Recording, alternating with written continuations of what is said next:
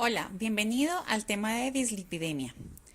El colesterol es una molécula presente en todos los seres vivos del reino animal, incluyendo al hombre. Forma parte insustituible de las membranas celulares y es precursor de las hormonas esteroideas y de los ácidos biliares. El colesterol, por ser hidrofóbico, debe ser transportado en la sangre en partículas especiales que contienen tanto lípidos como proteínas, que son llamadas las lipoproteínas. Las apolipoproteínas, componente proteico de las lipoproteínas, son importantes para solubilizar los lípidos en el plasma y para vectorizar el metabolismo de las lipoproteínas. Las apolipoproteínas se unen a receptores y algunas de ellas modifican la actividad de enzimas involucradas en el metabolismo de los lípidos. Los niveles de colesterol en la sangre y su metabolismo están determinados en parte por las características genéticas del individuo y en parte por factores adquiridos, como la dieta, el balance calórico y el nivel de actividad física. El contenido de colesterol de las membranas celulares está en función de la síntesis intracelular y de la transferencia entre los distintos tejidos. Por lo tanto, el transporte plasmático de colesterol, fosfolípidos y triglicéridos a cargo de las lipoproteínas es fundamental en la mantención de la estructura y función celular más óptima. Las LDL contienen entre el 60 al 70% del colesterol total del suero y están directamente correlacionadas con el riesgo de enfermedad coronaria. Las HDL normalmente contienen entre el 20 al 30% del colesterol total, estando los niveles de HDL inversamente correlacionados con el riesgo coronario. Las VLDL contienen entre el 10 al 15% del colesterol total junto con la mayoría de los triglicéridos del suero en condiciones de ayuno. Las VLDL son precursoras de LDL y algunas formas de VLDL, particularmente los remanentes de VLDL, son aterogénicos. Se han descrito tres vías de transporte principal de los lípidos en el organismo. La primera es la vía exógena. Esta vía, los lípidos provenientes de los alimentos son llevados al tejido adiposo y muscular por los kilomicrones y los remanentes de estos son metabolizados por el hígado. Los kilomicrones son lipoproteínas más grandes y menos densas que se sintetizan en el intestino.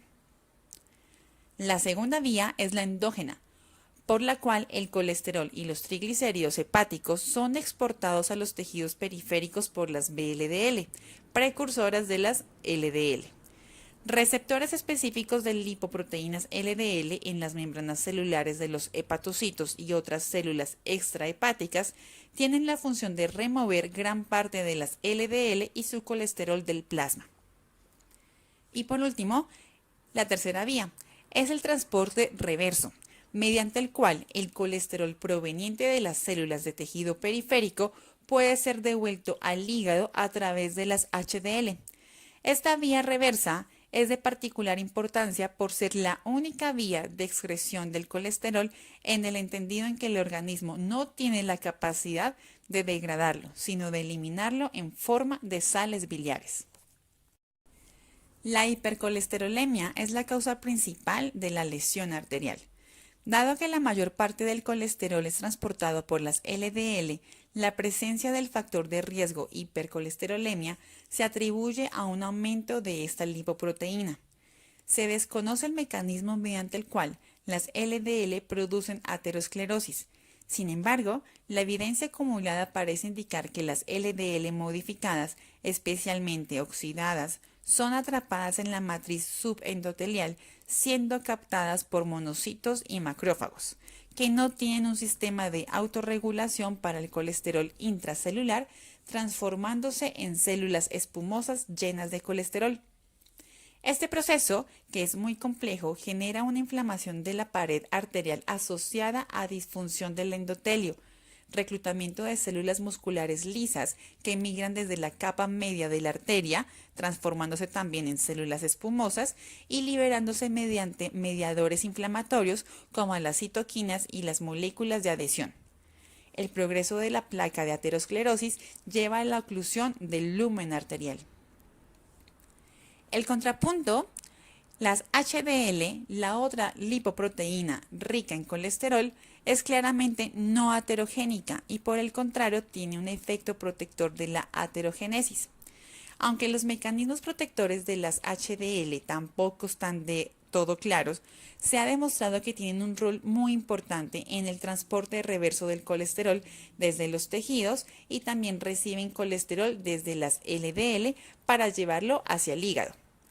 Además, las HDL tienen un efecto antioxidante que parece ser muy relevante dado el hecho que las partículas de LDL oxidadas son las promotoras del proceso aterosclerótico. La hipertrigliceridemia grave puede ser un factor de riesgo de pancreatitis aguda. Su rol como factor de riesgo de aterosclerosis ha sido motivo de debate.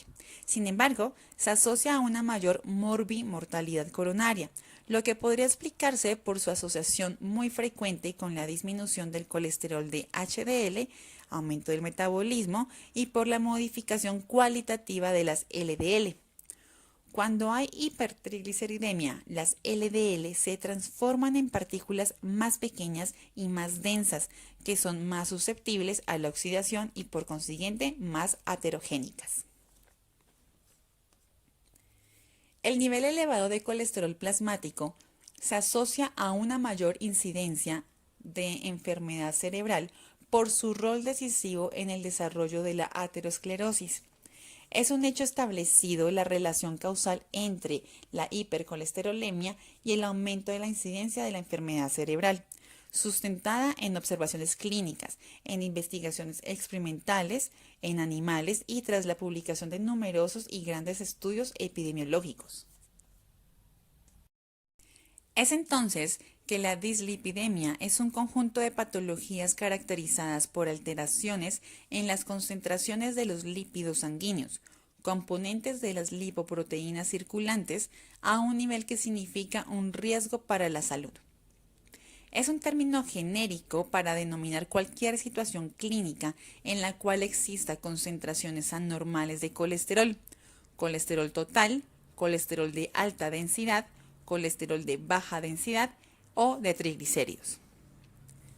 Las dislipidemias constituyen un factor de riesgo mayor y modificable de enfermedades cardiovasculares, especialmente en enfermedad coronaria, niveles muy altos de triglicéridos, especialmente cuando hay hiperquilomicronemia, han sido señalados como el riesgo en la patogenia de la pancreatitis aguda.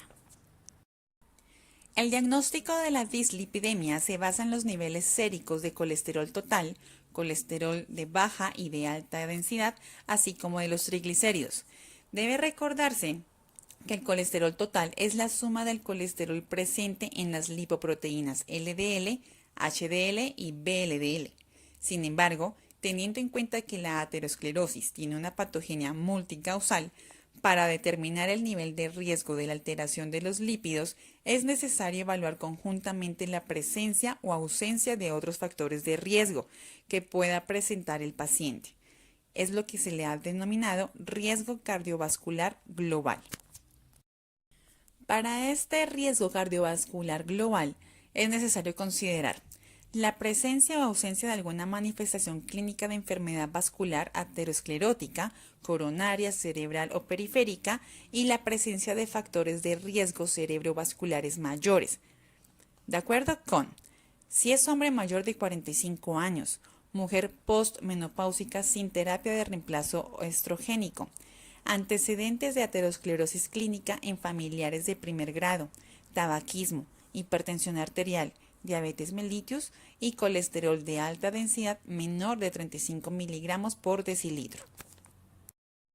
La obesidad, especialmente de distribución torácico-abdominal y el hábito sedentario, son importantes factores de riesgo condicionantes. Esto significa que actúan principalmente favoreciendo la aparición de los factores de riesgo mayores, como la diabetes, hipertensión arterial y dislipidemia. La resistencia a la insulina es a menudo el denominador común a todas estas condiciones, conocida con el nombre de síndrome plurimetabólico o síndrome X, y considerado como una de las principales causas de la aterosclerosis. Los individuos con intolerancia a la glucosa, si bien no tienen riesgo de desarrollar las complicaciones específicas de los diabéticos, tienen aumento en riesgo de cerebrovasculares. Aunque estas patologías o condiciones no han sido incluidas en la categorización del riesgo cerebrovascular global, su reconocimiento y tratamiento son importantes porque su mayoría modifica positivamente los factores de riesgo asociados antes señalados.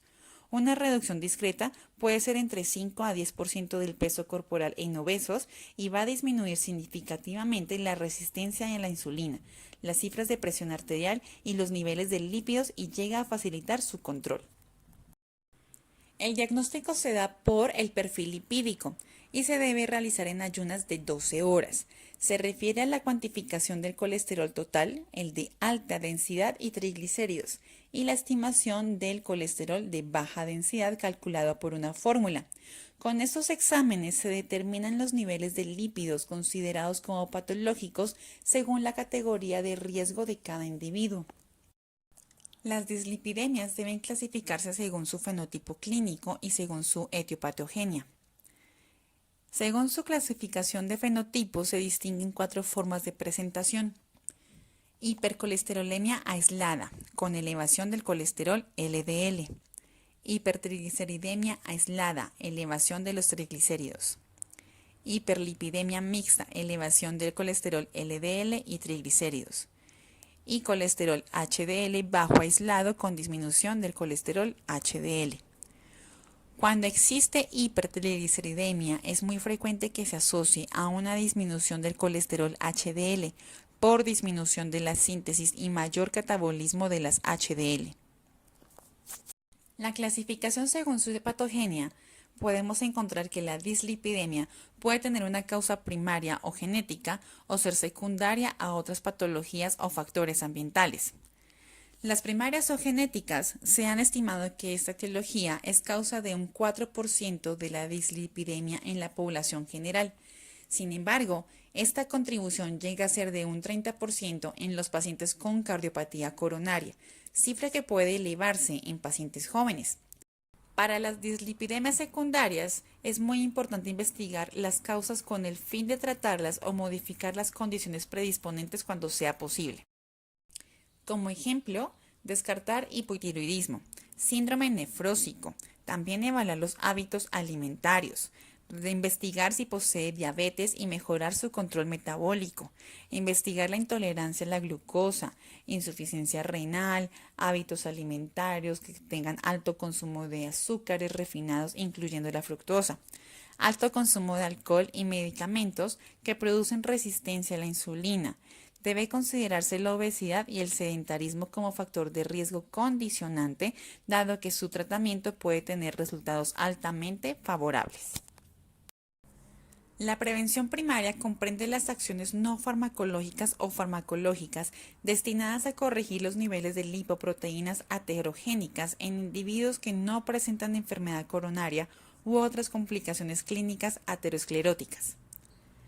Las mismas acciones se definen como prevención secundaria si se realizan en un paciente con el antecedente de alguna de las siguientes patologías que voy a mencionar. Primera, enfermedad coronaria. Incluye síndrome anginoso, cirugía coronaria o cardiopatía coronaria diagnosticada por procedimiento diagnóstico especializado, tanto invasivo como no invasivo. Segunda, ateromatosis. Antecedente de enfermedad cerebrovascular, crisis isquémica transitoria, procedimientos diagnósticos que demuestren ateromatosis en territorio carotidio o cerebral y secuelas motoras de accidentes vasculares encefálicos. Tercera, ateromatosis periférica. Lesiones obstructivas arteriales o exámenes que demuestren ateromatosis arterial en territorio aórtico, renal, mesentérico e iliofemoral. Cuarta, diabetes mellitus. Y quinta, dislipidemias primarias genéticas aterogénicas. Como método de tamizaje básico se sugiere medir el nivel de colesterol total en todo adulto sobre los 20 años de edad, especialmente en aquellos que tienen otros factores de riesgo cardiovascular. En menores de 20 años hay que investigar la presencia de dislipidemia en los niños después de los 6 años de edad, en hijos de pacientes con dislipidemia primaria severa o que ya hayan presentado enfermedad cardiovascular a temprana edad, o sea, antes de los 55 años. En la evolución inicial se debe buscar la presencia de otros factores de riesgo antes señalados y si existen manifestaciones clínicas de enfermedad aterosclerótica en distintos territorios. De existir, el paciente debe ser manejado con objetivos de prevención secundaria. En el adulto mayor, es conveniente una evaluación de su condición física y funcional y de su calidad de vida, factores que influirán en las decisiones terapéuticas a tomar. La obtención de los exámenes y el procesamiento de las muestras debe efectuarse según las especificaciones descritas en la zona de laboratorio. El principal objetivo del tratamiento de un paciente con dislipidemia es alcanzar niveles de lípidos que constituyan una disminución del riesgo de presentar un evento cerebrovascular o muerte por causa cerebrovascular. Existe evidencia de que el tratamiento es beneficioso en reducir el riesgo tanto en el paciente dislipidémico sin patología cerebrovascular actual o previa, como en el paciente que ya ha tenido este evento, para evitar una reincidencia. El control de la dislipidemia puede hacer regresar lesiones ateromatosas existentes o evitar su progresión, como también disminuye la disfunción endotelial y estabiliza las lesiones evitando los accidentes de placa, como las trombosis y rupturas. Al cabo de 1 a 2 años de tratamiento, hay una indiscutida disminución de los eventos cerebrovasculares, coronarios y cerebrales, y una reducción de la mortalidad. Como metas adicionales en un tratamiento integral se consideran elevar los niveles de colesterol HDL sobre 35 miligramos por decilitro, esto hace referencia a prevención primaria, o sobre los 45 miligramos por decilitro, que sería prevención secundaria. Reducir niveles de triglicéridos a menos de 200 miligramos por decilitro en prevención primaria y a menos de 160 en prevención secundaria. Mantener euglicemia en diabéticos. Mantener el peso en individuos eutróficos y reducirlo entre un 5 a 10% en obesos. Mantener cifras de presión arterial iguales o inferiores a 135 sobre 80 milímetros de mercurio, abandonar el hábito de fumar o mantener y aumentar una actividad física de manera regular. El inicio del tratamiento de la dislipidemia es definido por el riesgo de salud del paciente y especialmente por su riesgo cerebrovascular. Con un apropiado diagnóstico del tipo de dislipidemia, de las enfermedades asociadas y factores condicionantes, debe indicarse un tratamiento que requiere evaluaciones periódicas generalmente de por vida. Las medidas terapéuticas comprenden tratamiento de las enfermedades o factores causales de dislipidemia secundarias si ellas están presentes, como diabetes mellitus, hipotiroidismo, obesidad. Tratamiento no farmacológico. Está relacionado principalmente a dieta y actividad física. El tratamiento no farmacológico debe ser indicado y mantenido en todo paciente dislipidémico en prevención primaria o secundaria cardiovascular. Tratamiento farmacológico. Si las metas terapéuticas no son alcanzadas en plazos variables y razonables, debe plantearse un tratamiento farmacológico. Antes de indicar una droga hipolipemiante, se debe asegurar el diagnóstico con al menos 2 terminaciones del perfil lipídico. El tratamiento no farmacológico de las dislipidemias tiene como objetivo la reducción de los niveles elevados de colesterol total, colesterol LDL y triglicéridos, y la elevación del colesterol HDL. Esto incluye la promoción de la actividad física que contribuye al logro de los objetivos mencionados. Las medidas nutricionales se adaptarán a la clasificación clínica y tenderán a provocar un cambio de estilo de vida en la persona. Debe considerarse la implementación de estas medidas en forma progresiva a través de un programa educativo, a fin de obtener la mayor adherencia posible al programa. Muchos pacientes, especialmente los jóvenes de bajo riesgo cardiovascular, requerirán solo medidas no farmacológicas para lograr las metas de tratamiento. El equipo de salud deberá promover un control periódico de estos pacientes para mejorar sus capacidades de autocuidado y también para contribuir a la adherencia y mantención de los cambios de las conductas realizadas. El aumento de la actividad física es un componente esencial en el manejo de las dislipidemias. Existe evidencia que la actividad física regular reduce la mortalidad por enfermedad cardiovascular. Este efecto benéfico se produce a través de distintos mecanismos. Reduce los niveles de colesterol LDL, triglicéridos y aumenta los niveles de colesterol HDL.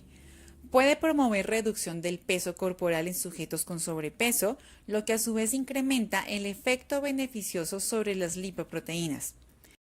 Tiene un efecto favorable sobre la presión arterial, resistencia a la insulina y la vasculatura coronaria. Por lo tanto, todo paciente que se incorpora a un tratamiento por dislipidemias debe ser estimulado a iniciar un programa regular de actividad física. Para ser efectivo, el programa debe ser individualizado, considerando el grado de acondicionamiento físico del paciente, su condición cardíaca y preferencias en el tipo de actividad. La disponibilidad de programas regulares grupales favorecen a la adherencia a este tipo de actividad, como también el realizar la actividad en compañía. El ejercicio debe poner énfasis en actividades aeróbicas, tales como la caminata rápida, trote, natación, bicicleta o tenis, que producen un estrés moderado sobre el sistema cardiorrespiratorio y debe ser prescrito considerando la cantidad, intensidad y frecuencia. Una vez que se logren las metas deseadas, debe mantenerse en forma permanente un programa regular de ejercicio. Dentro de las recomendaciones de la actividad física, tenemos que las personas de todas las edades deben de realizar dicha actividad con intensidad moderada, de por lo menos 30 minutos la mayor cantidad de días de la semana. En general, los beneficios para la salud se incrementan con una actividad física de mayor duración e intensidad. Las personas sedentarias que inician un programa de actividad física deben comenzar con actividades de corta duración y de moderada intensidad, incrementando gradualmente estos dos parámetros hasta lograr la meta deseada. Las personas afectadas por patologías crónicas como enfermedades cerebrovasculares o diabetes u otras personas de alto riesgo de tener estas patologías deberán consultar con el médico antes de iniciar un programa de actividad física, quien es el encargado de realizar la evaluación y recomendar el tipo de programa adecuado. Consideraciones en casos especiales. La diabetes mellitus es un factor de riesgo cardiovascular independiente que favorece el desarrollo de aterosclerosis y de sus complicaciones trombóticas. Estudios epidemiológicos muestran que los eventos coronarios son 2 veces más frecuentes en hombres y 4 veces más comunes en mujeres diabéticas, en comparación a la población en general. Por otra parte, un número importante de hasta un 50% de los diabéticos tipo 2 tiene ya una enfermedad coronaria al momento del diagnóstico de su diabetes. Las dislipidemias tienen una alta prevalencia de un 50% en los diabéticos, siendo más característico que tengan una hiperlipemia mixta o una hipertrigliceridemia junto a un bajo colesterol HDL. Esto se asocia también a la hiperlipemia postprandial y al LDL en pequeñas y densas que son aterogénicas porque son más susceptibles a la oxidación. Adicionalmente, la hiperglicemia aumenta el estrés oxidativo y los diabéticos con frecuencia presentan otros factores de riesgo como hipertensión arterial y obesidad. Por estas consideraciones, el diabético debe ser considerado como un individuo de riesgo cardiovascular máximo. Por lo tanto, se le recomienda realizar un perfil lipídico cada 2 años en niños y anualmente en los adultos. En el caso de detectarse una dislipidemia, hay que iniciar tratamiento que incluye un buen control de la diabetes, medidas no farmacológicas y medicamentos lipolipomiantes cuando estos no logren los objetivos deseados. En niños y adolescentes, Es recomendable evaluar los niveles de lípidos plasmáticos cuando existe el antecedente familiar de una enfermedad coronaria precoz, o sea, menor a los 55 años en hombres y 65 años en mujeres, o de una dislipidemia primaria, o sea, genética, en padres o abuelos. Estas determinaciones deben indicarse no antes de los 6 años de edad y comprobar una dislipidemia, indicar medidas no farmacológicas, incentivando una dieta saludable y actividad física para prevenir el desarrollo de obesidad y del consumo de tabaco. Si las medidas generales son insuficientes, el paciente debe ser enviado en interconsulta al especialista, quien se encargará de determinar si se justifica una terapia farmacológica para su tratamiento. Adultos mayores. No existe nada límite para evaluar y tratar a los pacientes dislipidémicos. Los estudios de prevención secundario de cardiopatía coronaria han demostrado que el tratamiento es igualmente efectivo en reducir la morbimortalidad cardiovascular, tanto coronaria como cerebrovascular en estos sujetos.